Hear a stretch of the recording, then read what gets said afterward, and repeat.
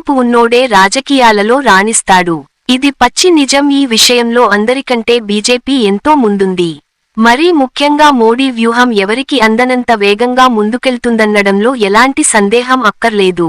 కేంద్రంలోని మోడీ సర్కార్కు ఇప్పటికప్పుడు ఎలాంటి సంకట స్థితి లేకపోయినా బీజేపీ అధినాయకత్వం మాత్రం ఎంతో దూరదృష్టితో ముందుకెళ్తోంది.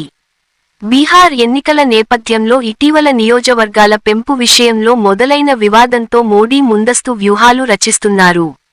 ఏపీ సీఎం చంద్రబాబు ఎప్పుడు కన్నెర్ర చేస్తారో తెలీదు. బీహార్లో నితీష్ పల్టీ కొడితే ఏమవుతుందో ప్రధాని నరేంద్ర మోడీకి తెలుసు. ఇక మహారాష్ట్రంలో ఠాక్రే బ్రదర్స్ కలయిక టెన్షన్. వీటన్నింటికి ఓకే మందు అన్నట్లుగా మోడీ వేసిన పక్కా ప్రణాళిక ఇప్పుడు మహారాష్ట్ర వేదికగా అమలుకాబోతోంది.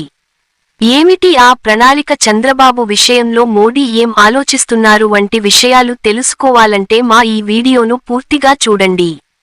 చూసే ముందు మా జానో జాగో టీవీని ఇప్పుడే సబ్స్క్రైబ్ చేసుకోండి. మా ఈ వీడియోకు ఓ లైక్ ఇచ్చి వీడియో లింక్లు షేర్ చేసి ఈ సమాచారం మరింత మందికి చేరేలా చూడండి. ప్రభుత్వ పథకాల వివరాలతో పాటు ఇలాంటి రాజకీయ, సామాజిక, ఆర్థిక రంగ ప్రత్యేక కథనాల కోసం మా జానో జాగో టీవీని ప్రతిరోజూ ఫాలో కండి. ఇక వివరాలలోకి వెళ్లితే గడిచిన దశాబ్ద కాలంగా మరాఠా రాజకీయాల్లో చోటు చేసుకున్న సంచలన ఘటనలు దేశంలో ఏ రాష్ట్రంలోనూ జరగలేదు.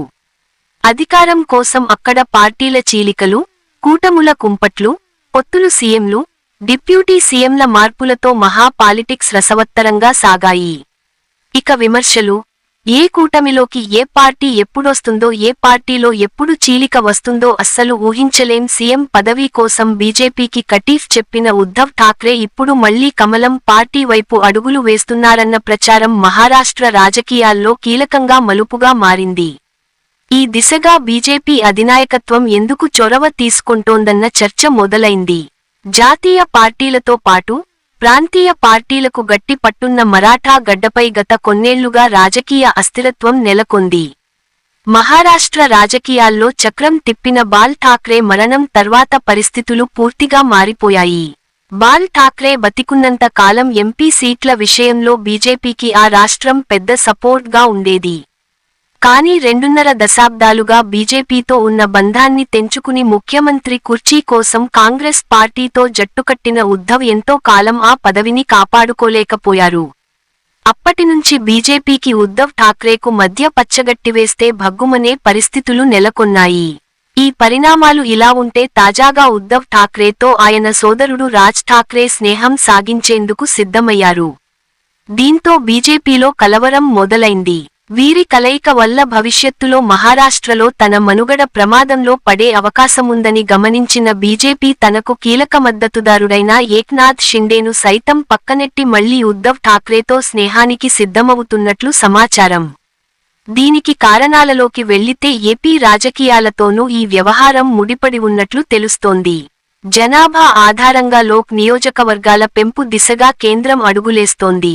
దీనిపై మోడీ సర్కార్కు బలమైన మద్దతుదారుడైన చంద్రబాబు గుర్రుగా ఉన్నారు. జనాభా ఆధారంగా లోక్ సభ నియోజకవర్గాల పెంపు జరిగితే ఇక భవిష్యత్తులో సౌత్ స్టేట్ రాష్ట్రాలలోని ప్రాంతీయ పార్టీల మద్దతు ఏమాత్రం బీజేపీకి అవసరముండదు. ఇదే జరిగితే కేంద్రంలో బీజేపీ వచ్చినా తమకు నూకలు చెల్లినట్లేనని చంద్రబాబు భావిస్తున్నారు. ఈ విషయంలో ఇప్పటికైతే చంద్రబాబు తిరుగుబాటు చేయకపోయినా చివరి సమయంలో చేస్తే తమ పరిస్థితి ఏమిటి అని మోడీ, అమిత్ షా యోచిస్తున్నట్లు సమాచారం. బీహార్ ఎన్నికల అనంతరం నితీష్ పల్టీ కొడితే అప్పుడు ఏంటి అన్న ఆలోచనల నేపథ్యంలోనే బీజేపీ మహారాష్ట్రలోని ఉద్ధవ్ ఠాక్రేతో దోస్తీకి సిద్ధమవుతున్నట్లు సమాచారం. ఉద్ధవ్ ఠాక్రే పార్టీకి ఎంపీల బలముంది. ఇక ఏక్నాథ్ షిండేకు ఎంపీల బలముంది. చంద్రబాబు, నితీష్ హ్యాండిచ్చినా వీరి మద్దతుతో సర్కార్ను లాగుకు రావచ్చు. ఇది మోడీ, అమిత్ షా వ్యూహం.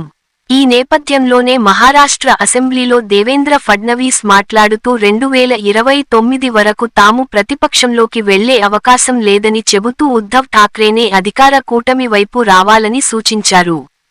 సభలో ఏదో సరదాగా మాట్లాడారులే అనుకున్నవారికి షాకిస్తూ ఆ మరుసటి రోజే వారిద్దరూ భేటీ అయ్యారు. ఇప్పుడిది ఆసక్తికరంగా మారింది. చంద్రబాబు, నితీష్ కుమార్ను దృష్టిలో ఉంచుకొనే మోడీ, అమిత్ షా ఈ వ్యూహం రచించినట్లు సమాచారం.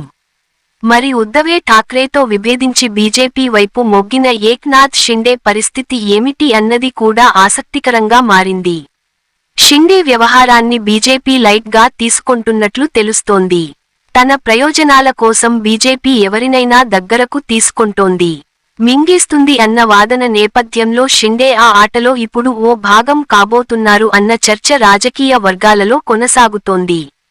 మరి మోడీ, అమిత్ షా వ్యూహాలకు చంద్రబాబు, నితీశ్ కుమార్ ప్రతివ్యూహాలు రచిస్తారా లేక బీజేపీ ఆడే ఆటలో ఓ భాగంగా మారిపోతారా అన్నది వేచి చూడాల్సిందే.